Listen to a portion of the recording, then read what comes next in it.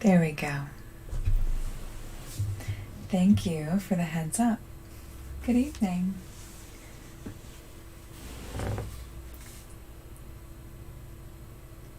Well, then I'll just have to shave that part off of the beginning. I will anyway.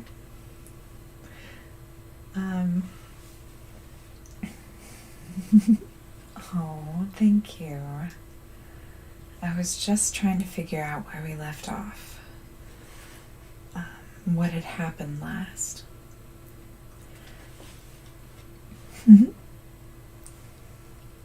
Our main character's name is Jim. We know that he lost his mother. We know that he doesn't like his sister-in-law. We know that he has a close relationship with this Father Cardi. No, Father... What is his name?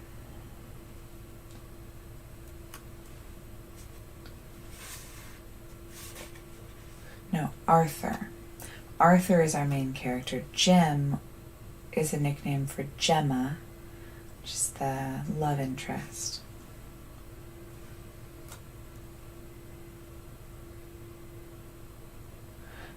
It's Father Montanelli is the priest with whom Arthur has a close relationship. Okay. Now I remember where we were. It's page 35. And it's okay if you weren't here last week. It's taking some time. Oh, it's all right. It's recorded. I haven't finished fixing the subtitles yet. But once I do that, I will get it posted in full.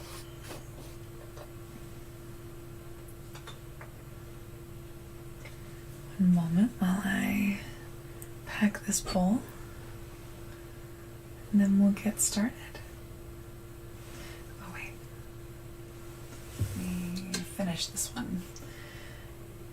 Somebody something, who are you? I asked you earlier, but I was muted.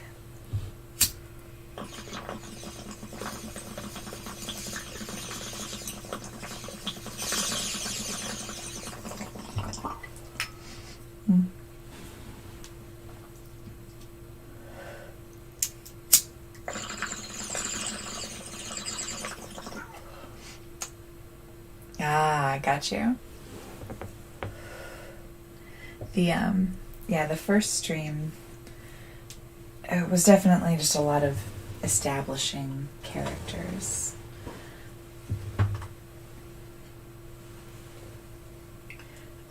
But hopefully it'll get more interesting here in this as we go forward.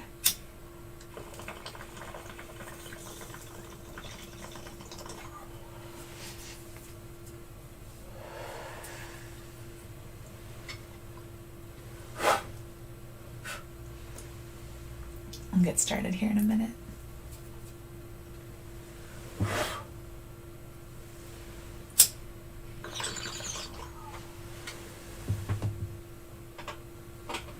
It has been such a long day.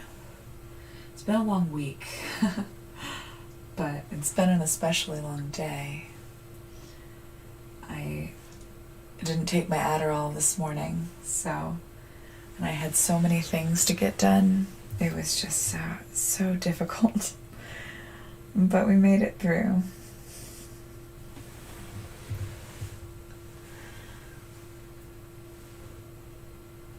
The week itself was obviously very long and stressful, but I'm feeling a lot better today.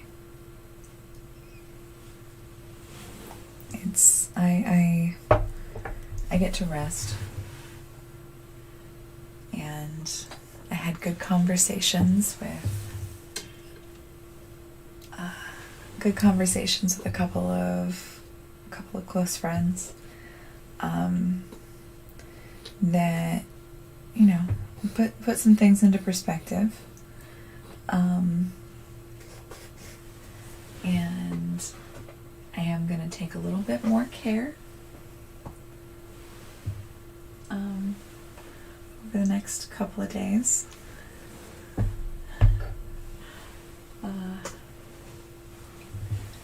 Just for, you know, lots of reasons. But yes, I'm going to be a little bit more careful for the next few days. So that. Which means I feel a little more relaxed. So. What a lot of stress. But also a lot of excitement. One moment.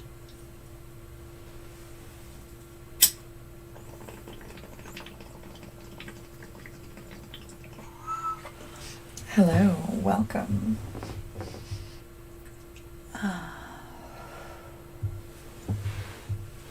I am doing illicit things behind this safety screen.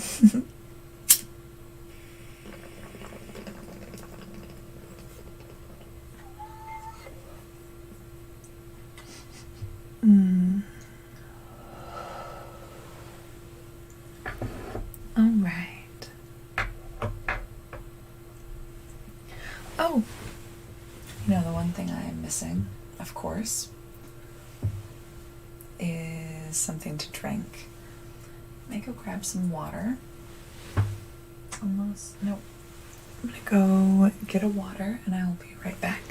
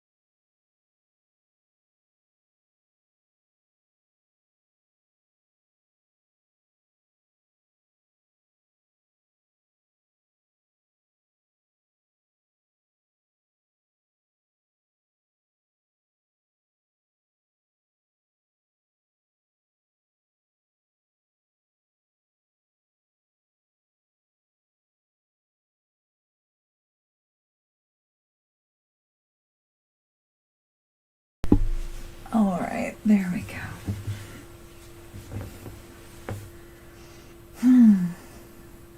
Okay. Now, it's been about 12 minutes. Just for my notes. What are you stuck on? There we go.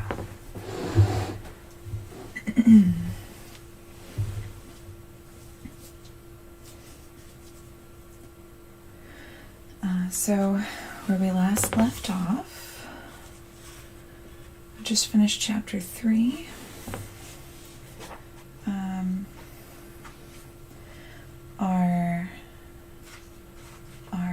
Our hero, Arthur, has recently been on a trip into the Alps, I think it is, with Father Montanelli, his mentor and close friend. Let's see.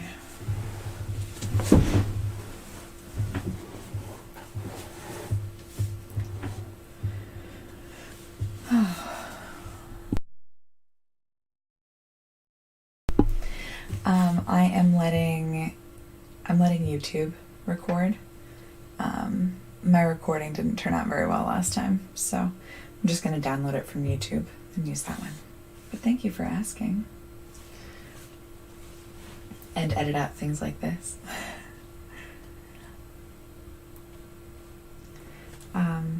Let's see. So, the Gadfly, Chapter 4.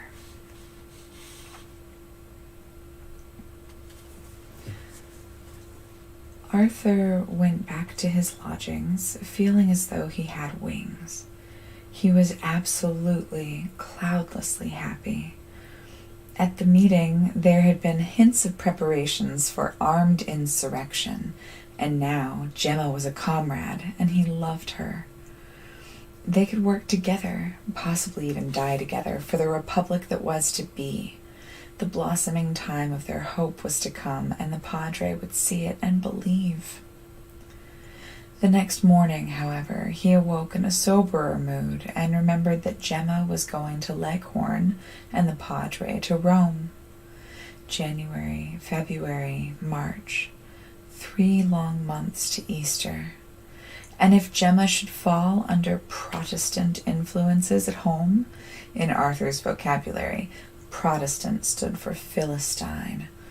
No, Gemma would never learn to flirt and simper and captivate tourists and bald-headed ship owners like the other English girls in the Leghorn. She was made of different stuff. But she might be very miserable. She was so young, so friendless, so utterly alone among all these wooden people. If only Mother had lived. In the evening he went to the seminary, where he found Montanelli entertaining the new director, looking both tired and bored. Instead of lighting up, as usual, at the sight of Arthur, the Padre's face grew darker. "This is the student I spoke to you about," he said, introducing Arthur stiffly. "I shall be much obliged if you would allow him to continue using the library." Father Cardi, a benevolent-looking elderly priest, at once began talking to Arthur about the sapienza, with an ease and familiarity which showed him to be well acquainted with college life. The conversation soon drifted to a discussion of the university regulations, a burning question of the day. To Arthur's great delight, the new director spoke strongly against the custom adopted by university authorities of constantly worrying the students by senseless and vexatious restrictions. "I have a good deal of experience in guiding young people," he said, "and I make it a rule never to prohibit anything without a good reason. There are very few young men who will give much trouble if proper consideration and respect for their personality are shown to them. But of course the most docile horse will kick if you're always jerking at the rein." Arthur opened his eyes wide. He had not expected to hear the student's cause pleaded by the new director. Montanelli took no part in the discussion. Its subject apparently did not interest him. The expression of his face was so unutterably hopeless and weary that Father Cardi broke off suddenly. "I am afraid I have overtired you, Canon. You must forgive my talkativeness. I am hot upon this subject and forget that others may grow weary of it." On the contrary, I was much interested. Montanelli was not given to stereotyped politeness, and the tone jarred uncomfortably upon Arthur. When Father Cardi went to his own room, Montanelli turned to Arthur with intent and brooding look that his face had worn all evening. "Arthur, my dear boy," he began slowly, "I have something to tell you." He must have bad news, flashed through Arthur's mind as he looked anxiously at the haggard face. There was a long pause. "How do you like the new director?" Montanelli asked suddenly. The question was so unexpected that, for a moment, Arthur was at a loss at how to reply to it. I like him very much, I think. At least, no, I'm not quite sure that I do. But it is difficult to say after seeing a person once. Montanelli sat, beating his hand gently on the arm of his chair, a habit with him when anxious or perplexed. About this journey to Rome, he began again. If you think there is if you wish it, Arthur, I will write and say I cannot go. Padre, but the Vatican. The Vatican will find someone else. I can send apologies. But why? I can't understand. Montanelli drew one hand across his forehead. I am anxious about you. Things keep coming into my head, and after all, there is no need for me to go. Oh, but the bishopric. Oh, Arthur, what shall it profit me if I gain a bishopric and I lose? He broke off. Arthur had never seen him like this before and was greatly troubled. I can't understand, he said. Padre, if you could explain to me more definitely what it is that you think. I think nothing. I'm haunted with a horrible fear. Tell me, is there any special danger?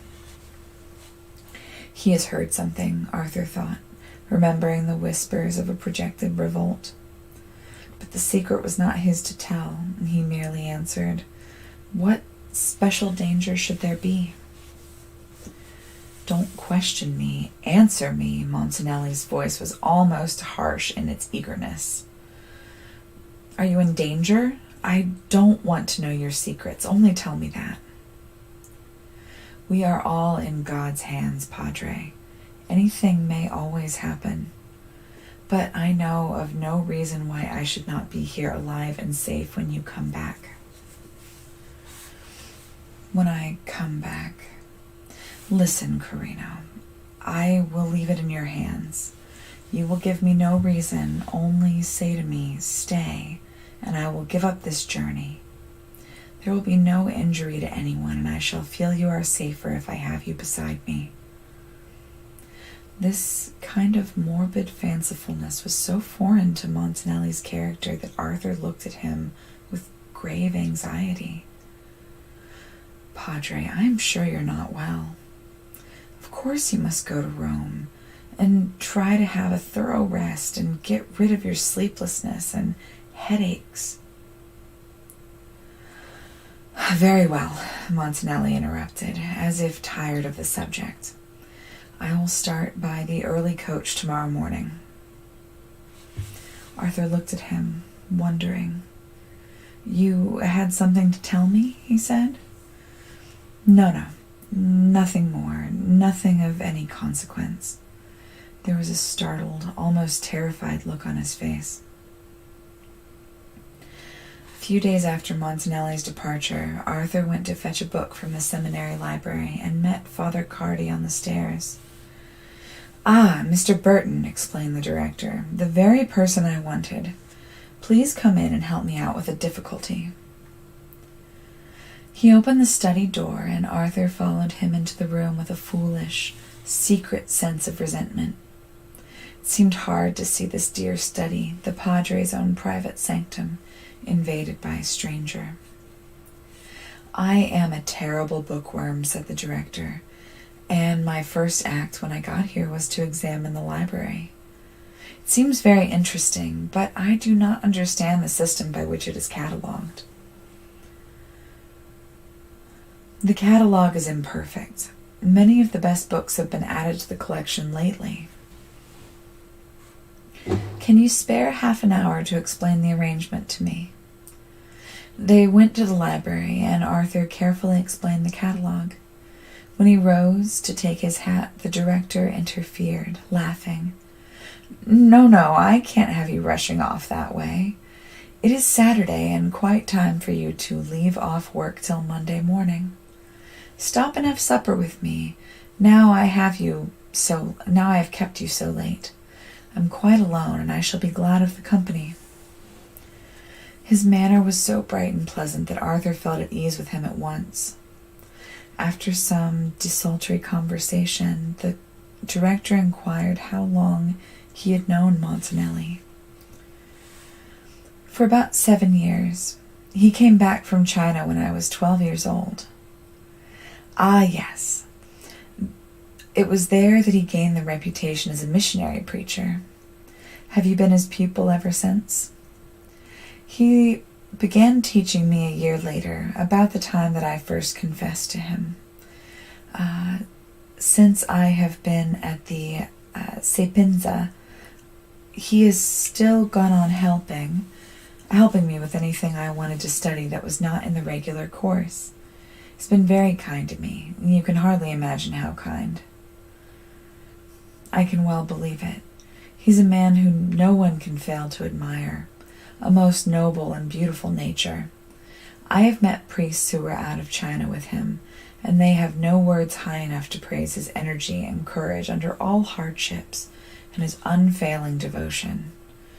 You are fortunate to have had in your youth the help and guidance of such a man. I understood from him that you've lost both parents?" "Yes, my father died when I was a child, and my mother a year ago." "Have you brothers and sisters?"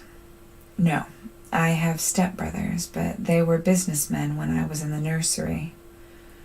"You must have had a lonely childhood.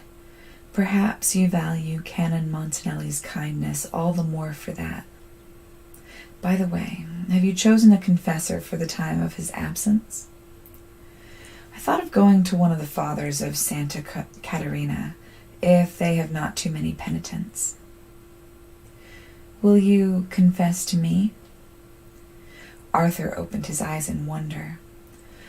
"Reverend Father, of course I should be glad. Only the director of a theological seminary does not usually receive lay penitents." "That is quite true. But I know Canon Montanelli takes a great interest in you, and I fancy he is a little anxious on your behalf, just as I should be if I were leaving a favorite pupil. And I would like to know you are under the spiritual guidance of a colleague. And, to be quite frank with you, my son, I like you, and I should be glad to give you any help that I can." "If you put it that way, of course I shall be very grateful for your guidance." "Then you will come to me next month?" "That's right. And run to see me, my lad, when you have time any evening." Shortly before Easter, Montanelli's appointment to the little see of Brisighella in the Etruscan Apennines was officially announced. He wrote to Arthur from Rome in a cheerful and tranquil spirit. Evidently his depression was passing over. "You must come to see me every vacation," he wrote, "and I shall often be coming to Pisa, so I hope to see a good deal of you, if not so much as I should wish." Dr. Warren had invited Arthur to spend the Easter holidays with him and his children, instead of in the dreary, rat-ridden old place where Julia now reigned supreme. Enclosed in a letter was a short notice, scrawled in Gemma's childish, irregular handwriting, begging him to come if possible, as I want to talk to you about something. Still more encouraging was the whispered communication passed around from student to student in the university. Everyone was to be prepared for great things after Easter. All of this had put Arthur into a state of rapturous anticipation, in which the wildest improbabilities hinted at among the students seemed to be him natural and likely to be realized within the next 2 months. He arranged to go home on Thursday in Passion Week, and to spend the first days of the vacation there, that the pleasure of visiting the Warrens and the delight of seeing Gemma might not unfit him for a solemn religious meditation demanded by the Church from all her children at this season. He wrote to Gemma, promising to come on Easter Monday, and went to his bedroom on Wednesday night with a soul at peace. He knelt down before the crucifix. Father Cardi had promised to receive him in the morning, and for this, his last confession before the Easter communion, he must prepare himself by long and earnest prayer. Kneeling with clasped hands and bent head, he looked back over the month and reckoned upon the miniature sins of impatience, carelessness, hastiness of temper, which had left their faint, small spots upon the whiteness of his soul. Beyond these he could find nothing in the month that he had been too happy to sin much. He crossed himself and, rising, began to undress. As he unfastened his shirt, a scrap of paper slipped from it and fluttered to the floor. It was Gemma's letter, which he had worn all day upon his neck. He picked it up, unfolded it, and kissed the dear scribble, then began folding the paper up again with a dim consciousness of having done something very ridiculous, when he noticed on the back of the sheet a postscript which he had not read before. "Be sure and come as soon as possible," it ran, "for I want you to meet Bala. He's been staying here, and we have read together every day." The hot color went up Arthur's forehead as he read. Always Bala. What is he doing in Leghorn again? And why should Gemma want to read with him? Had he bewitched her with his smugging?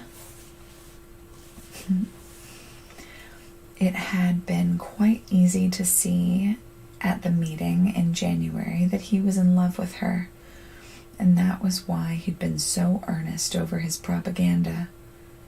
And now he was close with her, reading with her every day. Arthur suddenly threw the letter aside and knelt down again before the crucifix. And this was the soul that was preparing for absolution, for the Easter sacrament, the soul at peace with God and itself and all the world, a soul capable of sordid jealousies and suspicions, of selfish animosities and ungenerous hatred, and against a comrade. He covered his face with both hands in bitter humiliation. Only 5 minutes ago he had been dreaming of martyrdom, and now he has been guilty of a mean and petty thought like this? When he entered the seminary chapel on Thursday morning, he found Father Cardi alone. After repeating the Confiteor, he plunged at once into the subject of his last night's backsliding. "My father, I accused myself of the sin of jealousy and anger, and of untrustworthy thoughts against one who has done me no wrong." Father Cardi knew quite well what kind of penitent he had to deal. He only said softly, "You have not told me all, my son." "Father, a man against whom I have thought an unchristian thought is one whom I am especially bound to love and honor. One to whom you are bound by ties of blood? By a still closer tie. By what tie, my son? By that of comradeship. Comradeship in what? In a great and a holy work." A little pause. "And your anger against this comrade, your jealousy of him, was called forth by his success in that work being greater than yours?" Yes, partly.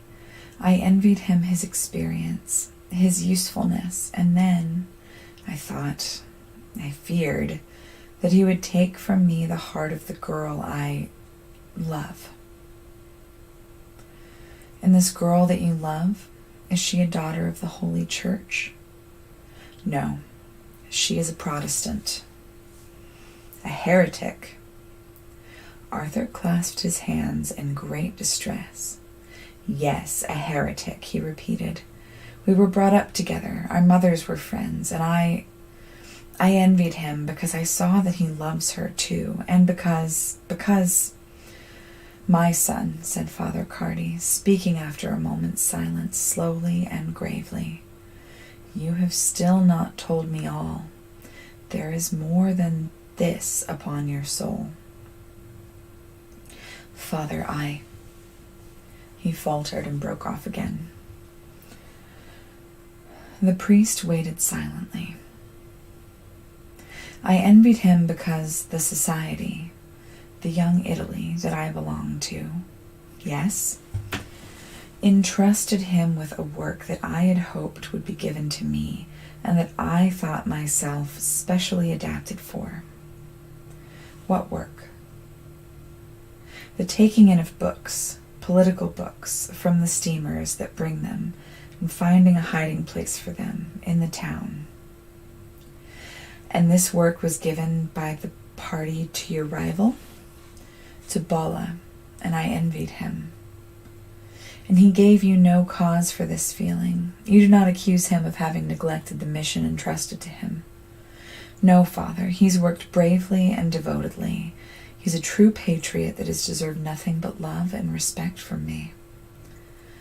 Father Cardi pondered. My son, if there is within you a new light, a dream of some great work to be accomplished for your fellow men, I hope it shall lighten the burden of the weary and oppressed. Take heed how you deal with the most precious blessing of God. All good things are of His giving, and of His giving is the new birth. If you have found the way of sacrifice, the way that leads to peace, if you have joined with loving comrades to bring deliverance to them that weep and mourn in secret, then see to it that your soul is free from envy and passion, and your heart as an altar where the sacred fire burns eternally. Remember that there is a high and holy thing, and that the heart which would receive it must be purified from every selfish thought. This vocation is the vocation of a priest. It is not for the love of a woman, nor for the moment of a fleeting passion. It is for God and the people. It is now and forever. Ah! Arthur started and clasped his hands. He had almost burst out sobbing at the motto. Father, you give us the sanction of the church. Christ is on our side. My son, the priest answered solemnly, Christ drove the money changers out of the temple, and his house shall be called a house of prayer, and they have made it a den of thieves. After a long silence, Arthur whispered tremulously, and Italy shall be his temple when they are driven out. He stopped, and the soft answer came back. The earth and the fullness thereof are mine, saith the Lord. That's the end of chapter 4. Pause there for a few minutes. On page 46.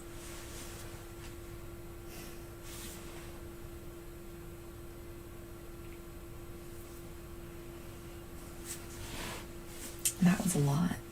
That was intense. So now we have Father Cardi, this new character. Yeah. I'm interested to see where it goes.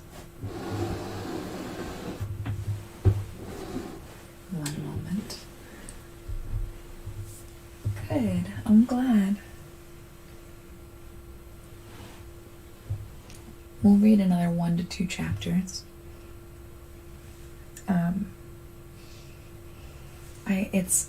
I really like the writing.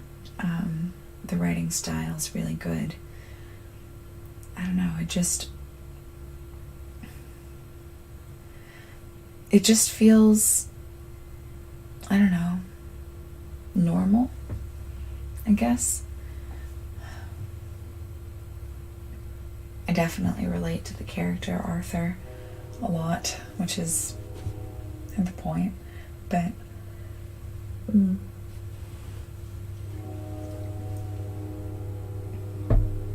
it's really good. I'm glad you're enjoying it. We'll get started on chapter 5 here in a minute. Let me just indulge.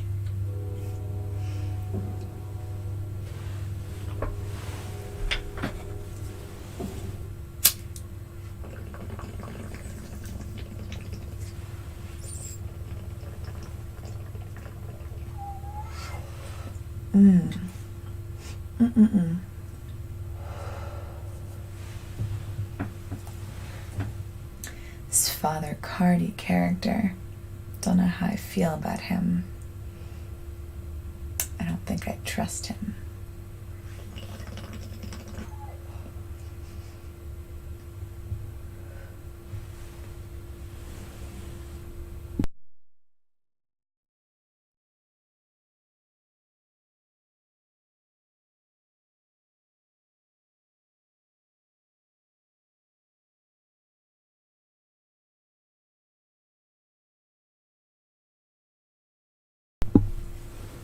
All right.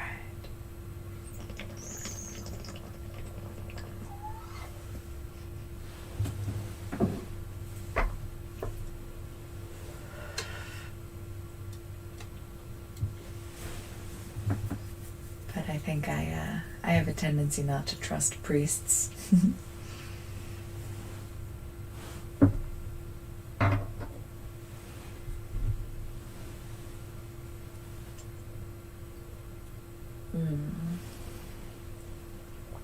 All right.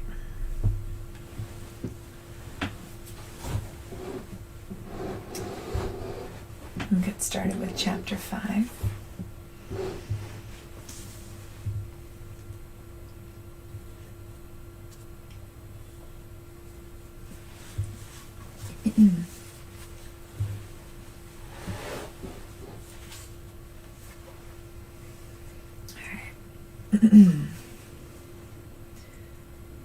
Chapter 5 of the Gadfly. That afternoon, Arthur felt the need of a long walk. He entrusted his luggage to a fellow student and went to Leghorn on foot.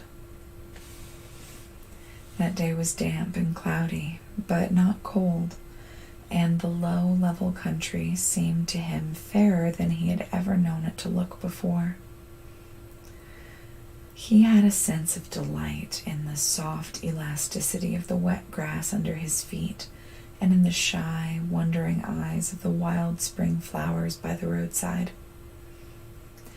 In a thorn acacia bush at the edge of a little strip of wood, a bird was building a nest and flew up as he passed with a startled cry and a quick fluttering of brown wings. He tried to keep his mind fixed upon the devout meditations proper to the eve of Good Friday, but thoughts of Montanelli and Gemma got so much in the way of his devotional exercise that at last he gave up the attempt and allowed his fancy to drift away to the wonders and the glories of coming insurrection,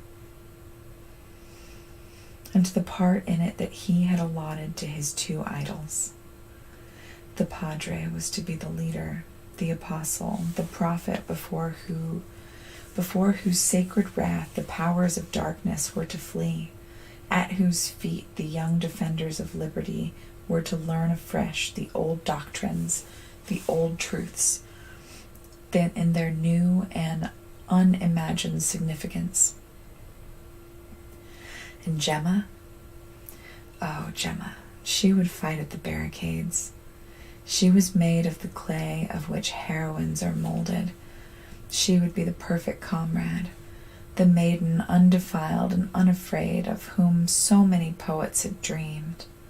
She would stand beside him shoulder to shoulder, rejoicing under the winged death storm, and they would die together, perhaps at the moment of victory.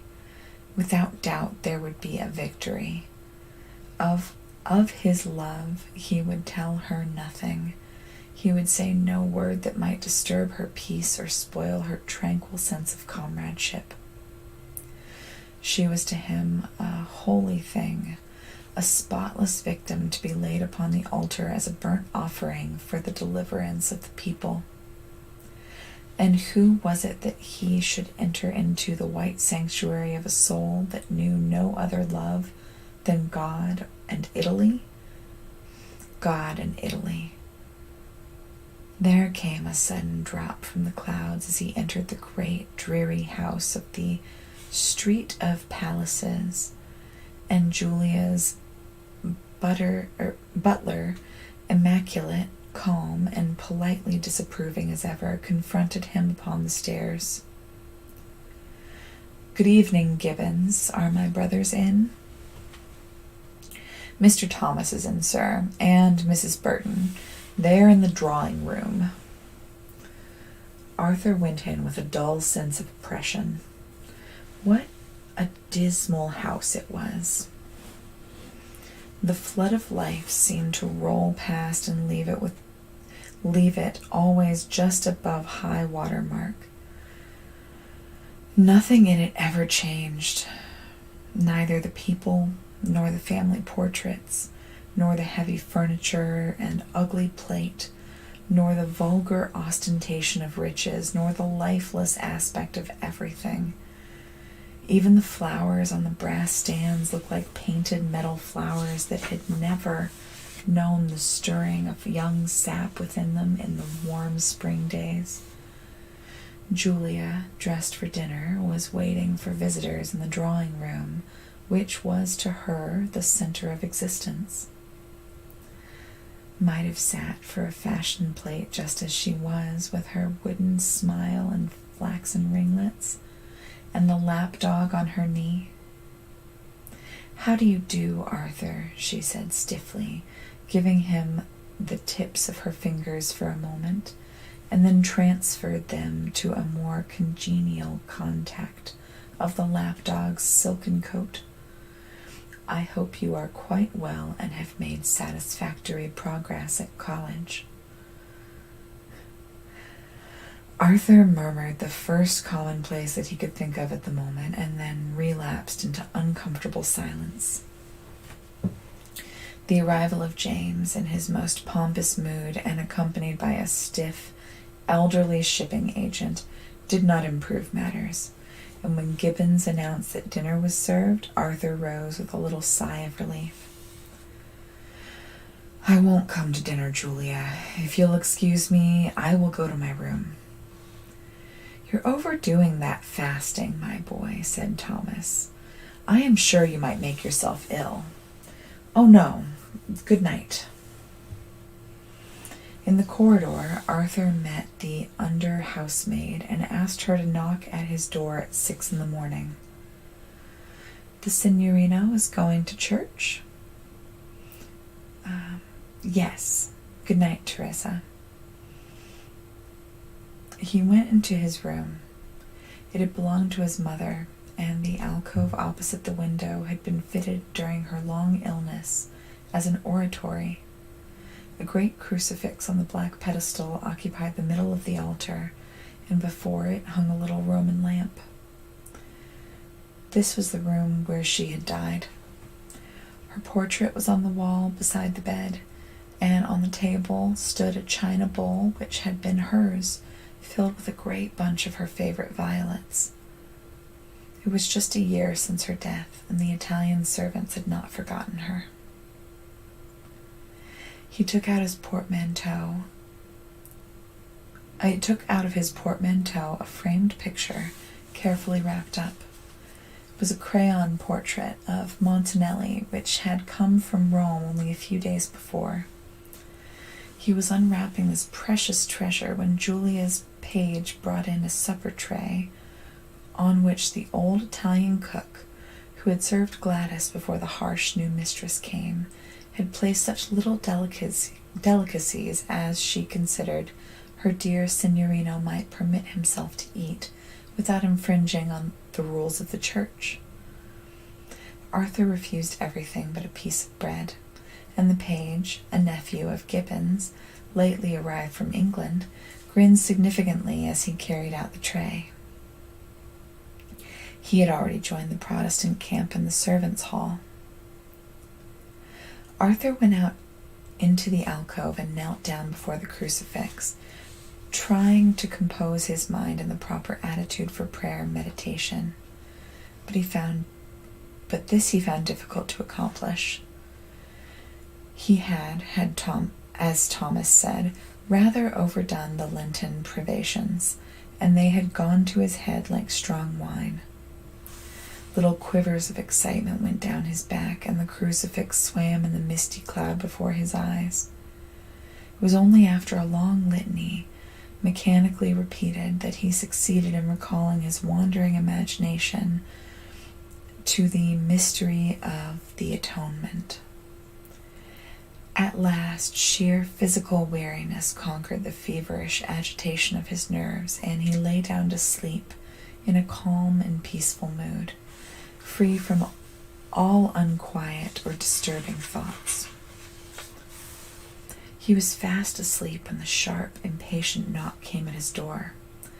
"Ah, Teresa," he said. He thought, turning over lazily. The knock was repeated, and he awoke with a violent start. "Signorino, Signorino," cried a man's voice in Italian. "Get up, for the love of God!" Arthur jumped out of bed. "What is the matter? Who is it?" "It is I, Gian Battista. Get up, quick, for Our Lady's sake." Arthur hurriedly dressed and opened the door. As he stared in perplexity at the coachman's pale, terrified face, the sound of trampling feet and clanking metal came along the corridor. He suddenly realized the truth. "For me?" he asked coolly. "For you.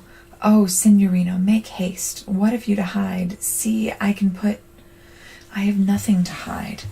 Do my brothers know?" The first uniform appeared at the turn of the passage. "The Signor has been called, and the house is awake. Alas, what a misfortune, what a terrible misfortune. And on Good Friday.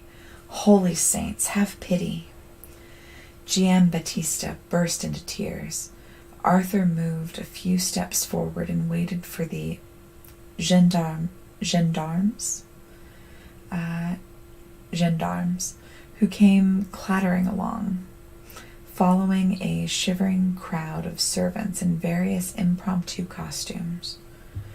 As the soldiers surrounded Arthur, the master and mistress of the house brought up the rear of the strange procession, he in a dressing gown and slippers, she in a long peignoir with her hair in curl papers. "There is, sure, another flood toward, and these couples are coming to the ark. Here comes a pair of very strange beasts." The quotation flashed across Arthur's mind as he looked at the grotesque figures. He checked a laugh with a sense of its jarring incongruity. This was a time for worthier thoughts. "Ave Maria, Regina Coeli," he whispered, and turned his eyes away. At the bobbing of Julia's curl papers might not again tempt him to levity. "Kindly explain to me," said Mr. Burton, approaching the officer of the gendarmerie.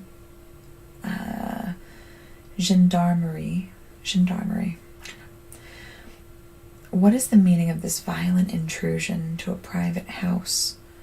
I warn you that unless you are prepared to furnish me with a satisfactory explanation, I shall feel bound to complain to the English ambassador." "I presume," replied the officer stiffly, "that you will recognize this as a sufficient explanation. The English ambassador certainly will." He pulled out a warrant for the arrest of Arthur Burton, student of philosophy, and, handing it to James, added coldly, "If you wish for any further explanation, you had better apply in person to the chief of police." Julia snatched the paper from her husband, glanced over it, and flew at Arthur like nothing else in the world but a fashionable lady in a rage. "So it is you that have disgraced the family," she screamed, setting all the rabble in town gaping and staring as if the thing were a show. "So you have turned jailbird now, with all your piety. It's what we might have expected from that popish woman's child." "You must not speak to a prisoner in a foreign language, madam," said the officer interrupted, but his remonstrance was hardly audible under the torrent of Julia's vociferous English.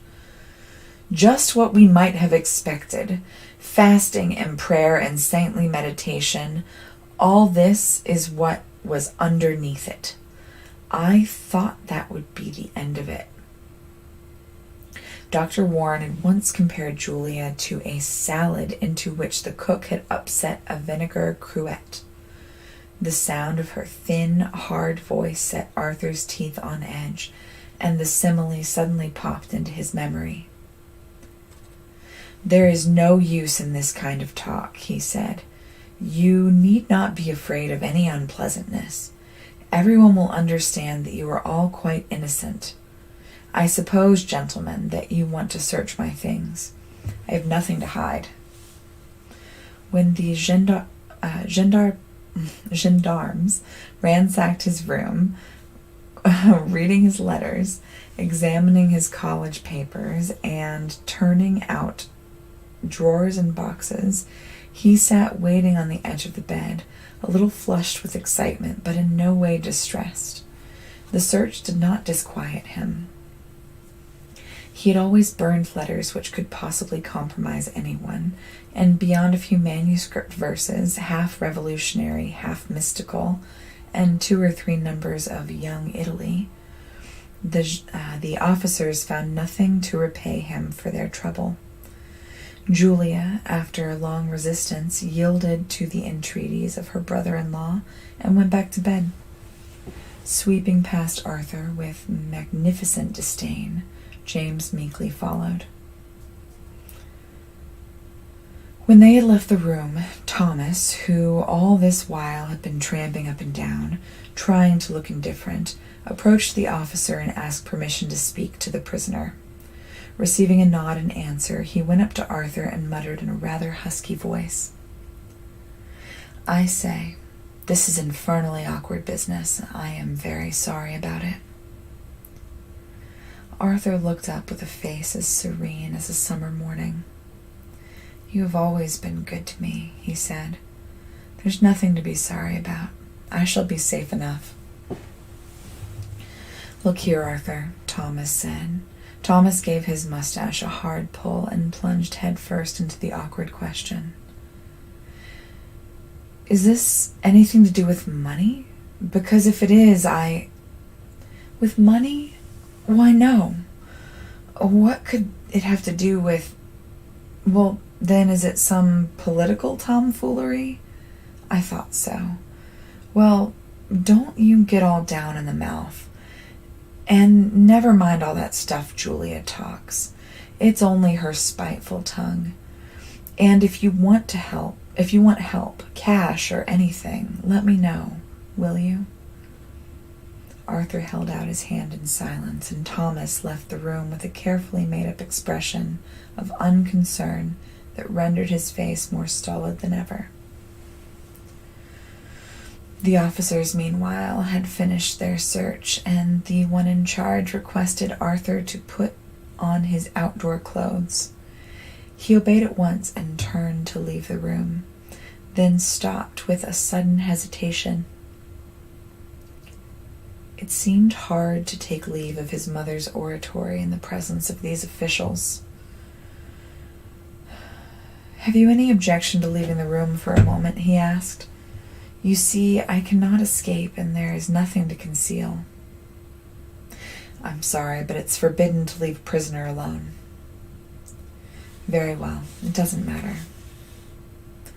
He went into the alcove and, kneeling down, kissed the feet and pedestal of the crucifix, whispering softly, Lord, keep me faithful unto death. When he rose, the officer was standing by his table, examining Montanelli's portrait. Is this a relative of yours? He asked. No, it is my confessor and the new bishop of Brisighella. On the staircase, the Italian servants were waiting, anxious and sorrowful. They all loved Arthur for his own sake and his mother's, and they crowded round him, kissing his hands and dress with a passionate grief. Giambattista stood by, and tears dripping down his grey mustache. None of the Burtons had come to take leave of him. Their coldness accentuated the tenderness and sympathy of the servants, and Arthur was near to breaking down as he pressed the hands held out to him. Goodbye, Giambattista. Kiss the little ones for me. Goodbye, Teresa. Pray for me, all of you, and God keep you. Goodbye, goodbye. He ran hastily downstairs to the front door. A moment later, only a little group of silent men and sobbing women stood on the doorstep, watching the carriage as it drove away.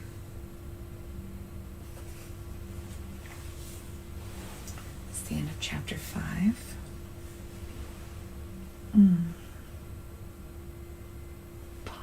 Pause for a minute. I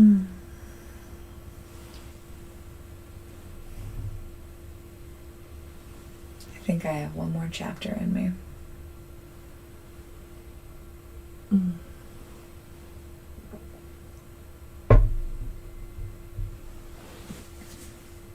This is going to be slow going, but we will get there. We are about 50 pages in of about 350. So far, about 1/7 of the way through. Yeah, thereabouts.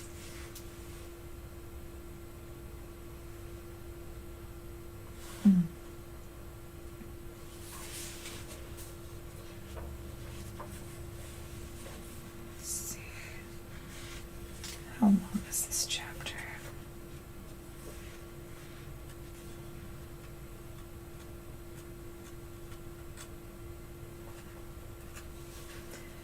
They really are consistently like 10 pages.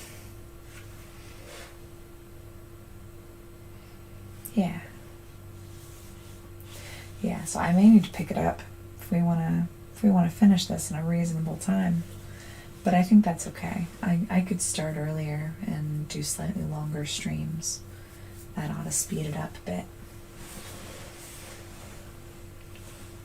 I may go for 2 chapters. We'll see.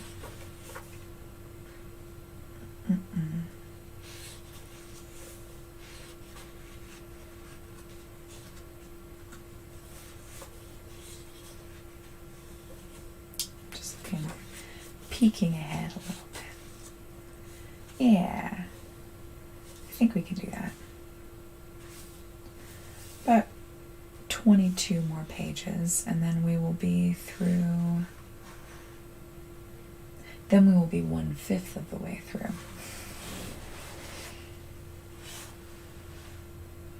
Oh, you're so sweet.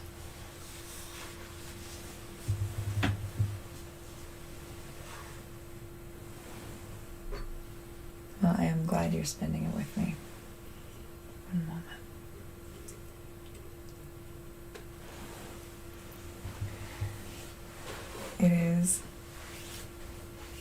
It has been just so nice to read this.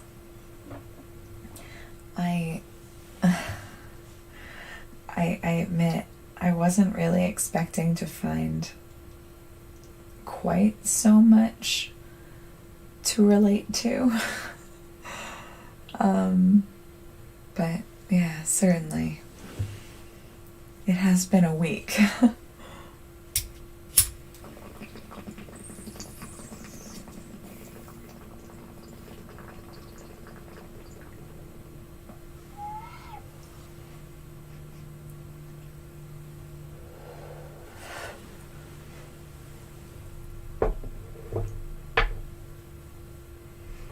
Not to oversell my contributions, but it is. Ugh.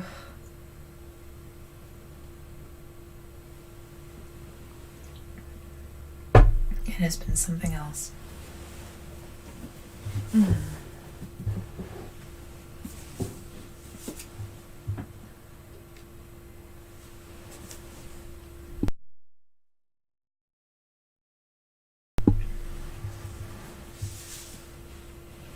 Now, let's see. Chapter 5.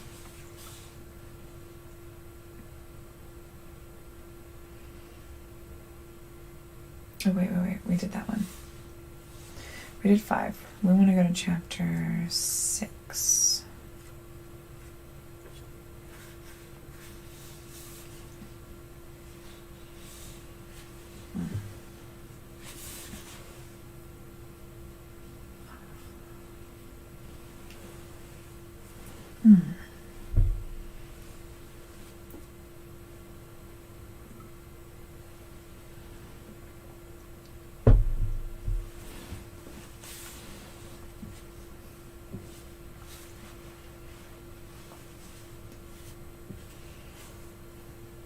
Chapter 6. Arthur was taken to the huge medieval fortress at the harbor's mouth. He found prison life fairly endurable. His cell was unpleasantly damp and dark, but he had been brought up in a palace in the Via Bora, and neither close air, rats, nor foul smells were novelties to him. Their food also was both bad and insufficient, but James soon obtained permission to send him all the necessities of life from home. He was kept in solitary confinement, and though the vigilance of the warders was less strict than he had expected, he failed to obtain any explanation of the cause of his arrest. Nevertheless, the tranquil frame of mind in which he had entered the fortress did not change. Not being allowed books, he spent his time in prayer and devout meditation, and waited without impatience or anxiety for the further course of events. One day a soldier unlocked the door of his cell and called to him, "This way, please." After 2 or 3 questions, which he got no answer but "talking is forbidden," Arthur resigned himself to the inevitable and followed the soldier through a labyrinth of courtyards, corridors, and stairs, all more or less musty-smelling, into a large, light room in which 3 persons in military uniforms sat at a long table covered with green baize and littered with papers, chatting in a languid, desultory way.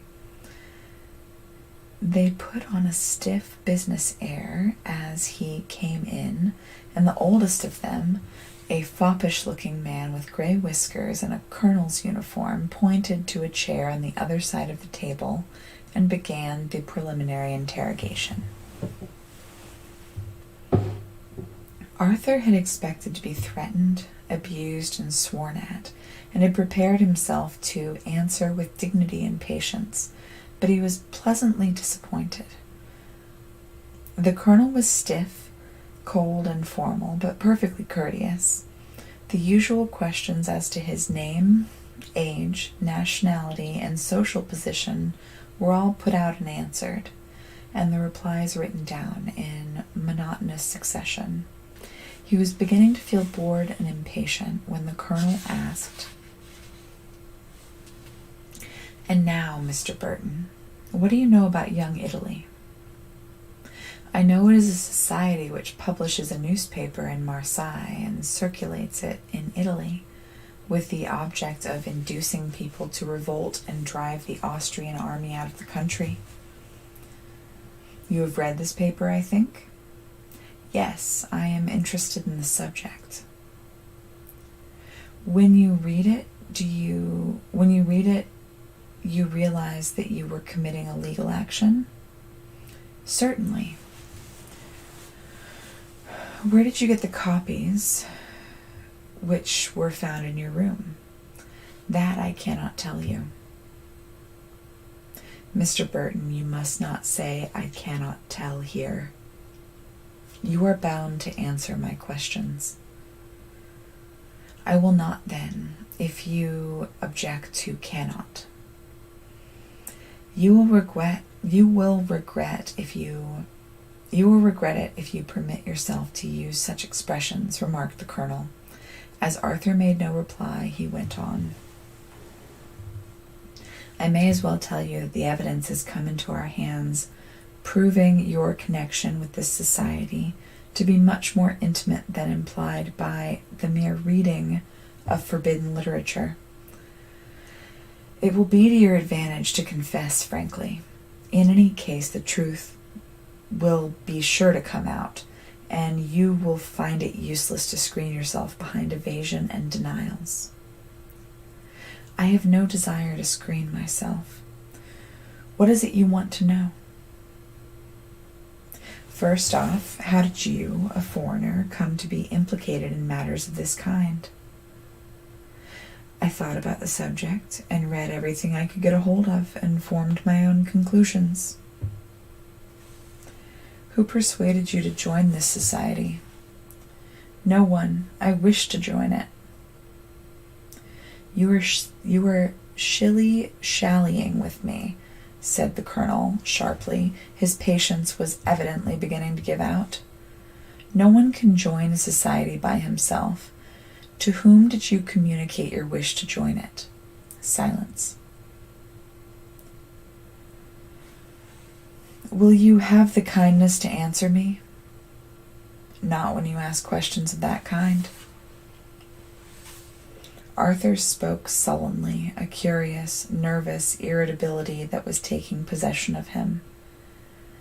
He knew by this time that many arrests had been made in both Leghorn and Pisa, and, though still ignorant of the extent of the calamity, he had already heard enough to put him into a fever of anxiety for the safety of Gemma and his other friends.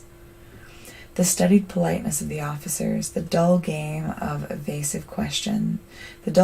fencing and parrying, of insidious questions and evasive questions, worried and annoyed him, and the clumsy tramping backwards and forwards of the sentinel outside the door, jarred detestably upon his ear. "Oh, by the by, when did you last meet Giovanni Bolla?" asked the colonel, after a little more bandying of words. "Just before you left Pisa, was it?" "I know no one of that name." "What? Giovanni Bolla? Surely you know him. A tall young fellow, closely shaven. Why, he is one of your fellow students." "There are many students in the university with whom I do not know." "Oh, but you must know Bolla, surely. Look, this is his handwriting. You see, he knows you well enough." The colonel carelessly handed him a paper headed "Protocol" and signed Giovanni Bolla. Glancing down it, Arthur came upon his own name. He looked up in surprise. "Am I to read it?" "Yes, you may as well. It concerns you." He began to read while the officers sat silently watching his face. The document appeared to consist of the depositions in answer to a long string of questions. Evidently, Bolla too had been arrested. The first depositions were of the usual stereotyped character, then followed a short account of Bolla's connection with the society, of the dissemination of prohibited literature in Leghorn, and of the students' meetings. Next came, among those who joined us, was a young Englishman, Arthur Burton, who belongs to one of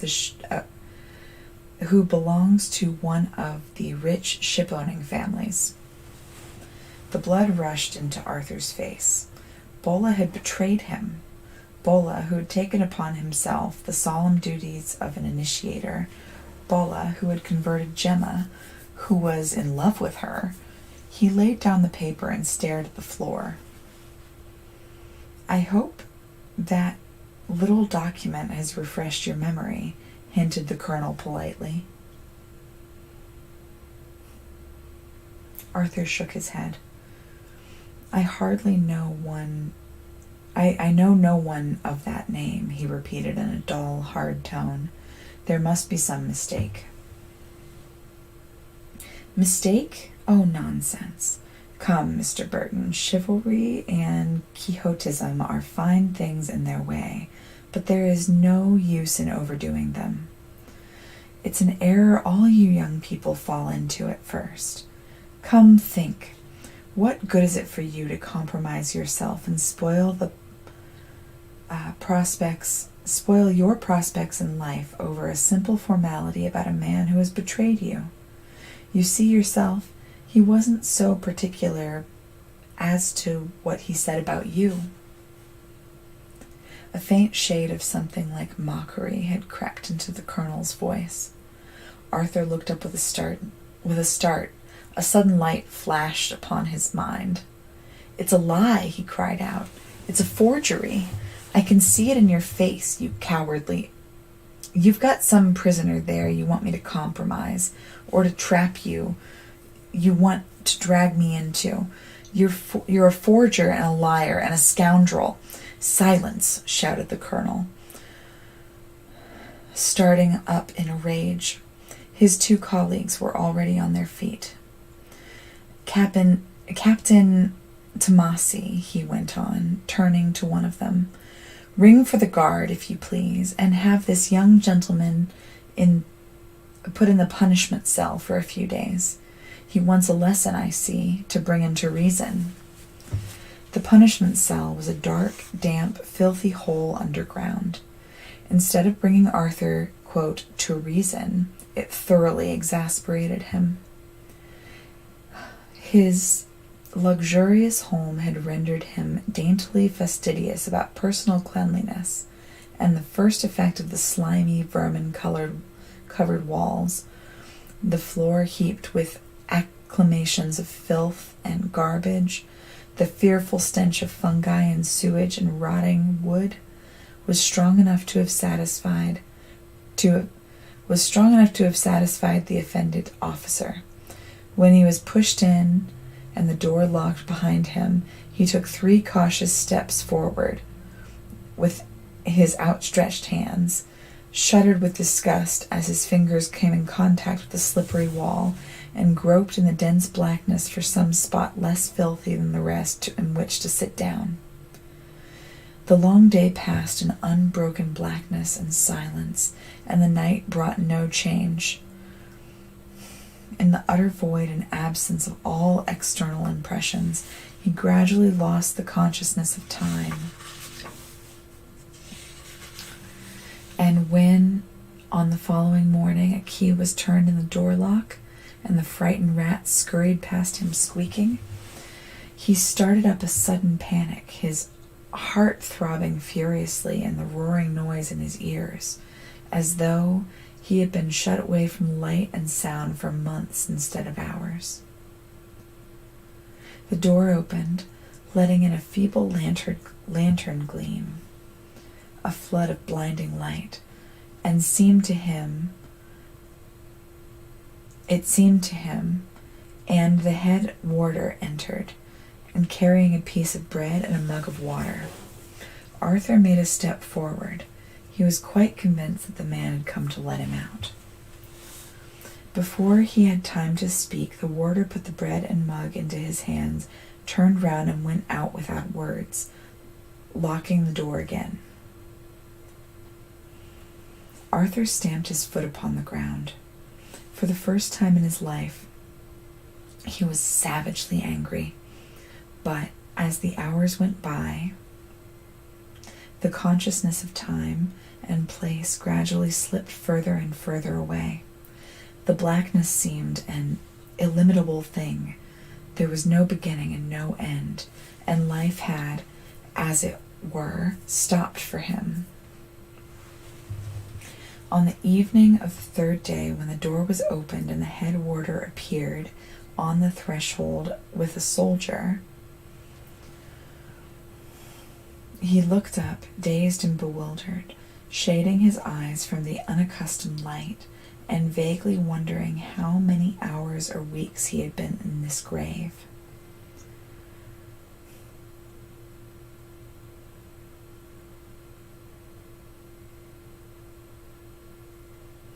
"This way, please," said the cool business voice of the warder. Arthur rose and moved forward mechanically, with a strange unsteadiness, swaying and stumbling like a drunkard. He resented the warder's attempt to help him up the steep, narrow steps leading to the courtyard, but as he reached the highest step, a sudden giddiness came over him, so that he staggered and would have fallen backwards had the warder not caught him by the shoulder. "There, he'll be all right now," said a cheerful voice. "They most of them go this way, coming out into the air." Arthur struggled desperately for breath as another handful of water was dashed into his face. The blackness seemed to fall away from him in pieces with a rushing noise, and then he woke suddenly into full consciousness and, pushing aside the warder's arm, walked along the corridor and up the stairs almost steadily. They stopped for a moment in front of a door. Then it opened, and before he realized where they were taking him, he was in the brightly lighted interrogation room, staring in confused wonder at the table and the papers and the officers sitting in their accustomed places. "Ah, it's Mr. Burton," said the colonel. "I hope we shall be able to talk more comfortably now. Well, and how do you like the dark cell? Not quite so luxurious as your brother's drawing room, is it, eh?"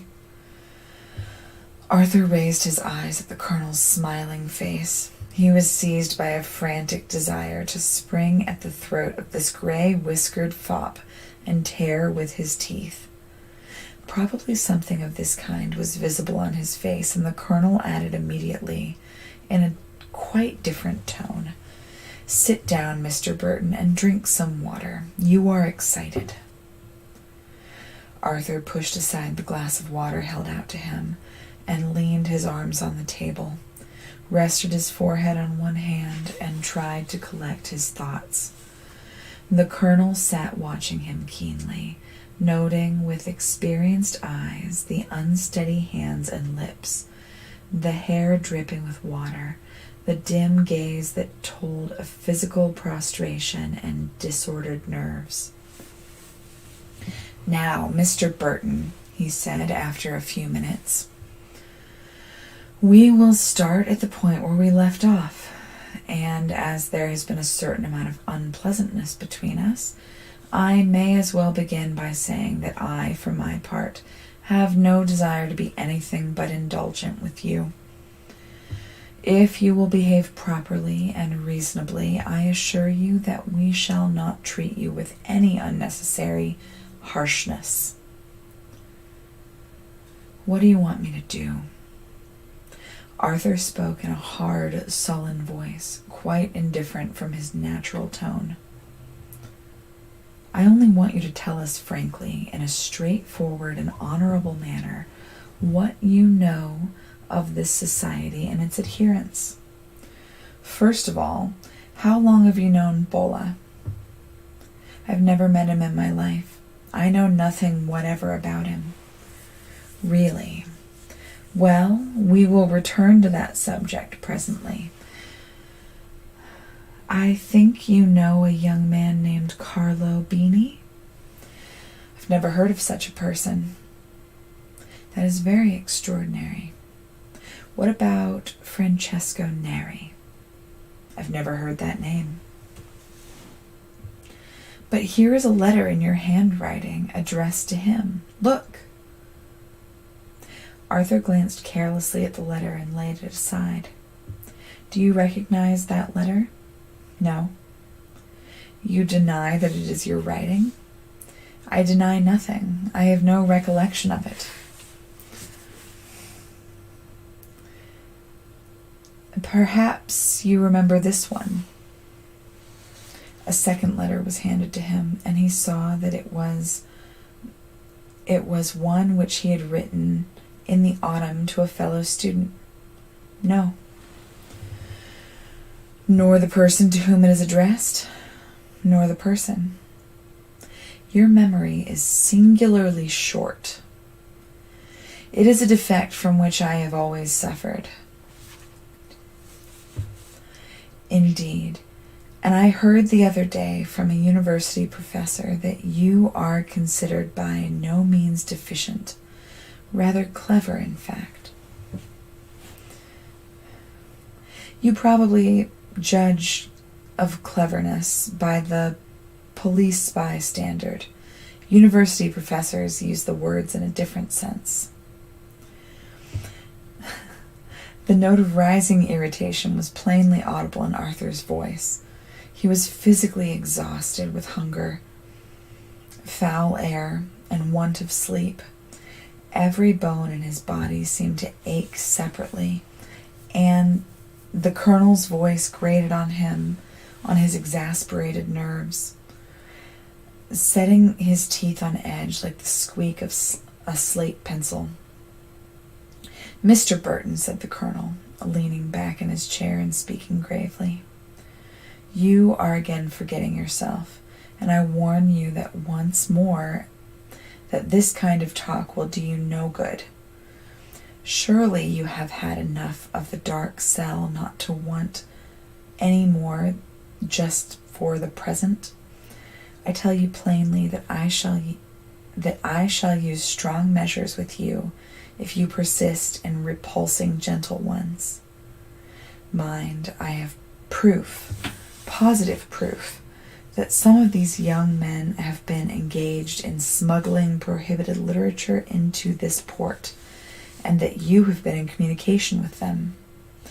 Now, are you going to tell me, without compulsion, what you know about this affair? Arthur bent his head lower. A blind, senseless, wild beast fury was beginning to stir within him like a live thing. The possibility of losing command over himself was more appealing to him than any threats. For the first time, he began to realize what latent potentialities may lay hidden beneath the culture of any gentleman and the piety of any Christian. And the terror of himself was strong upon him. I am waiting for your answer, said the colonel. You have no answer to give. You positively refuse to answer? I will tell you nothing at all. Then I must simply order you back into the punishment cell and keep you there until you change your mind. If there is much more trouble with you, I shall put you in irons. Arthur looked up, trembling from head to toe. You will do as you please, he said slowly, and whether the English ambassador will stand your playing tricks of that kind with a British subject who has not been convicted of any crime is for him to decide. At last Arthur was conducted back to his own cell, where he flung himself down upon his bed and slept until the next morning. He was not put in irons, and saw no more of the dreaded dark cell. But the feud between him and the colonel grew more inveterate with each interrogation. It was quite useless for Arthur to pray in his cell for grace to conquer his evil passions, or to meditate in half the night along with the patience and meekness of Christ. No sooner was he brought again into the long bare room with its baize-covered table, and confronted with the colonel's waxed mustache, than the unchristian spirit would take possession of him once more, suggesting bitter repartees and contemptuous answers. Before he had been a month in the prison, the mutual irritation had reached such a height that he and the colonel could not see each other's faces without losing their temper.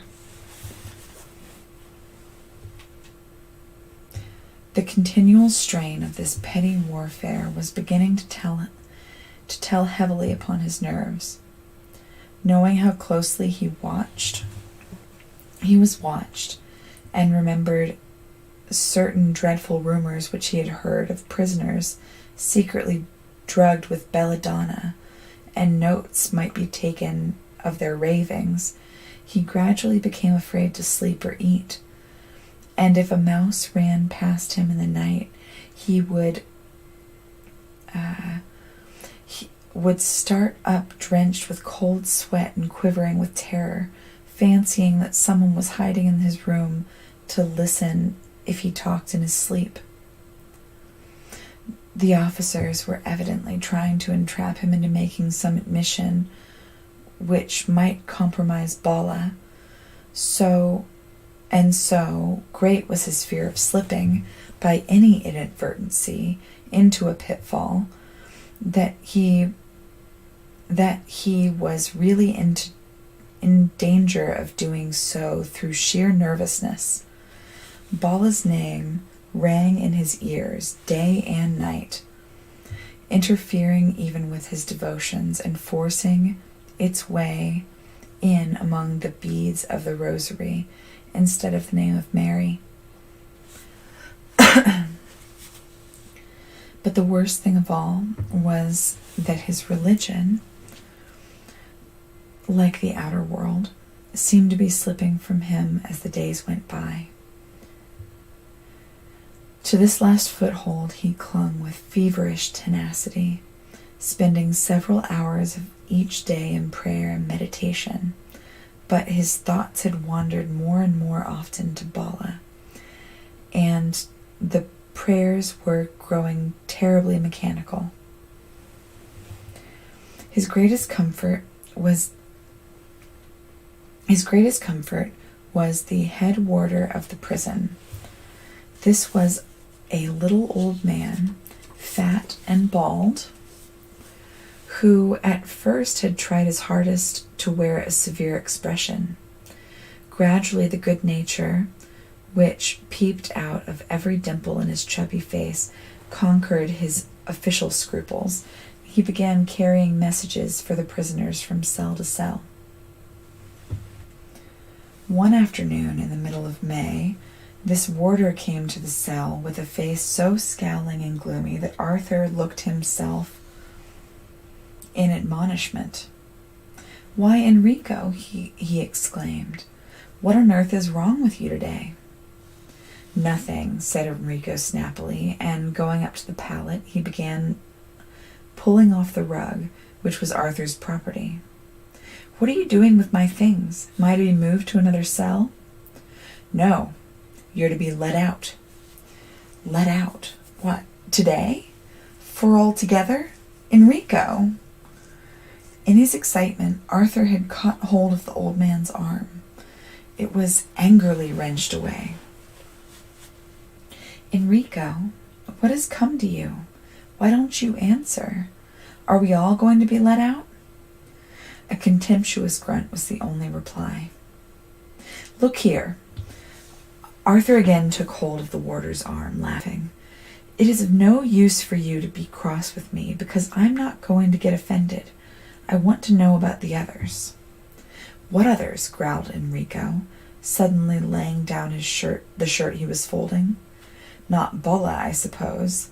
Bulla and the rest, of course. Enrico, what's the matter with you? Well, he's not likely to be let out in a hurry, poor lad, when a comrade has betrayed him. Ugh! Enrico took up a shirt and again in disgust. Betrayed him? A comrade? Oh, how dreadful! Arthur's eyes dilated with horror. Enrico turned quickly round. Why, wasn't it you? I? Are you off your head, man? I? Well, they told him so yesterday at interrogation, anyhow. I'm very glad if it wasn't you, for I always thought you were rather a decent young fellow. This way. Enrico stepped out into the corridor, and Arthur followed him. A light breaking in upon the confusion of his mind. They told Bulla I'd betrayed him? Of course they did. Why, man, they told me that he had betrayed me. Surely Bulla isn't fool enough to believe that sort of stuff. Then it really isn't true? Enrico stopped at the foot of the stairs and looked searchingly at Arthur, who merely shrugged his shoulders. Of course it's a lie. Well, I'm glad to hear it, my lad, and I'll tell him you said so. But you see what they told him. Blah, blah. But you see what they told him was that you had denounced him out of jealousy, because you're both being sweet on the same girl. It's a lie, Arthur repeated the words in a quick, breathless whisper. A sudden, paralyzing fear had come over him. The same girl, jealousy. How could they know? Wait a minute, my lad. Enrico stopped in the corridor, leading into the interrogation room, and spoke softly. I believe you, but just tell me one thing.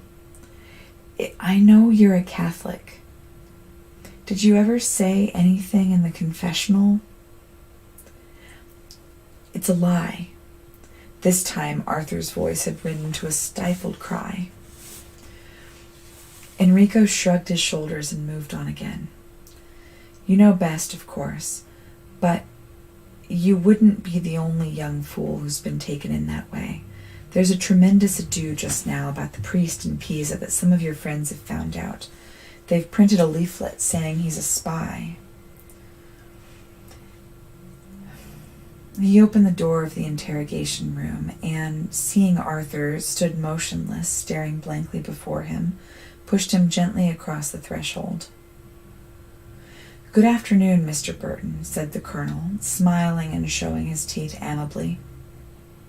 I have a great pleasure in congratulating you. An order for your release has arrived from Florence. Will you kindly sign this paper? Arthur went up to him.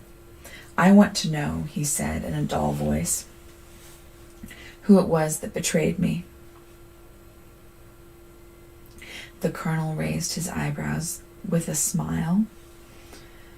Can't you guess? Think a minute. Arthur shook his head. The colonel put out both hands with a gesture of polite surprise. Can't guess? Really? Why, you yourself, Mr. Burton. Who else could know your private love affairs? Arthur turned away in silence. On the wall hung a large wooden crucifix, and his eyes wandered slowly to its face, but with no appeal in them, only a dim wonder, and this supine and patient God that has no thunderbolt for a priest who has betrayed the confessional. Will you kindly sign this receipt for your papers, said the colonel blandly, and then I need not keep you any longer. I am sure you must be in a hurry to get home, and my time is very much taken up just now with the affairs of the foolish young man Bulla, who tried your Christian forbearance so hard. I am afraid he will get a rather heavy sentence. Good afternoon. Arthur signed the receipt, took his papers, and went out in dead silence.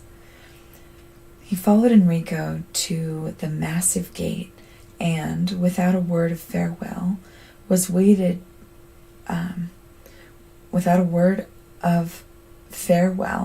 descended to the water's edge where a ferryman was waiting to take him across the moat. As he mounted the stone steps leading to the street, a girl in a cotton dress and a straw hat ran up to him and with outstretched hands. Arthur, oh, I'm so glad, I'm so glad. He drew his hands away, shivering. Jim, he said at last, in a voice that did not seem to belong to him. Jim, I've been waiting here for half an hour. They said you would come out at 4. Arthur, why do you look like that? Something has happened. Arthur, what has come to you? Stop. He turned away and was walking slowly down the street, as if he had forgotten her presence. Thoroughly frightened at his manner, she ran after him and caught him by the arm. Arthur! He stopped and looked up with bewildered eyes. She slipped her arm through his, and they walked on again in a moment of silence. Listen, dear, she began softly. You mustn't get so upset over this wretched business. I know it's dreadfully hard on you, but everybody understands. What business? He asked in the same dull voice. I mean about Bola's letter.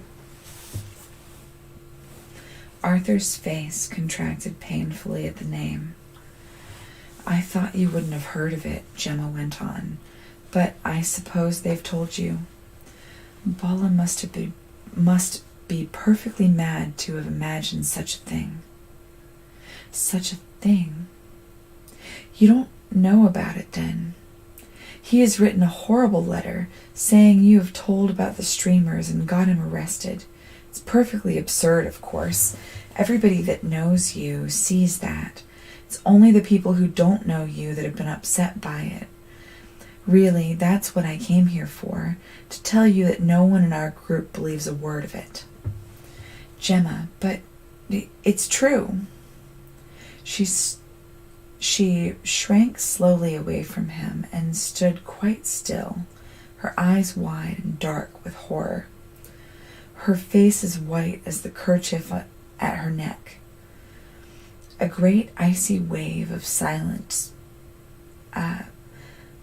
seemed to have swept round them both, shutting them out and a world apart from a life and movement of the street. Yes, he whispered at last, the streamers, I spoke of that. And I said his name. Oh God, my God, my God, what shall I do? He came to himself suddenly, realizing her presence and the normal mortal terror in her face. Yes, of course, she must think. Gemma, you don't understand, he burst out, moving nearer, but she recoiled with a sharp cry. Don't touch me. Arthur seized her right hand with sudden violence. Listen, for God's sake, it's not my fault. Let go. Let my hand go. Let go. The next instant she wrenched her fingers away from his and struck him across the cheek with her open hand.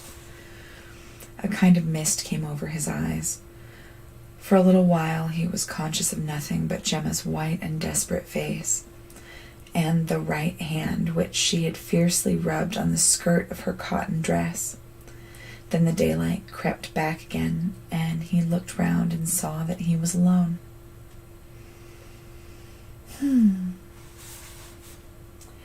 That is the end of chapter 6, which was a long one.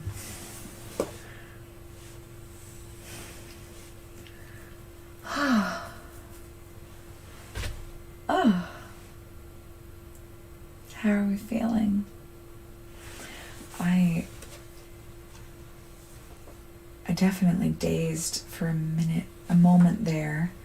Had to take a little brain break and reset, but that was really good. That was the intrigue.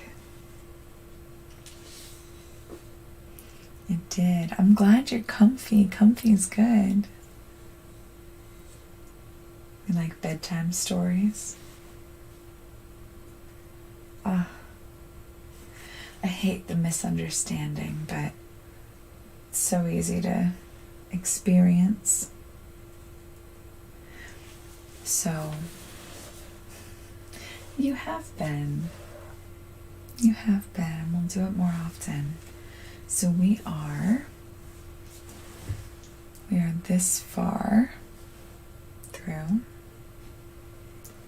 Just not particularly far, but we're getting there. Actually, yes, we are a fifth of the way through because that was a very long chapter. We are on page 71. Good, good.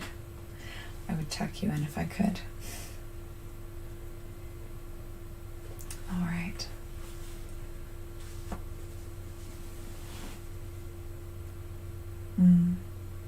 I look forward to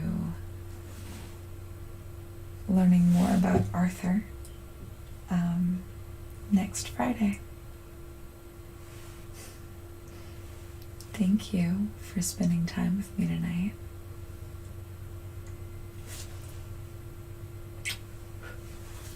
I'm going to talk to you soon. And let me know if you have any thoughts. I'm really curious.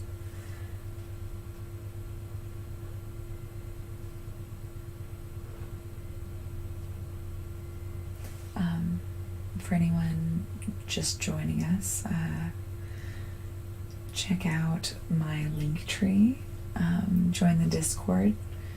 I will be here every Friday for some amount of Fridays until we finish this book. And I'm working on an edited version to make it more readable. So, all right. Bye. See you next week.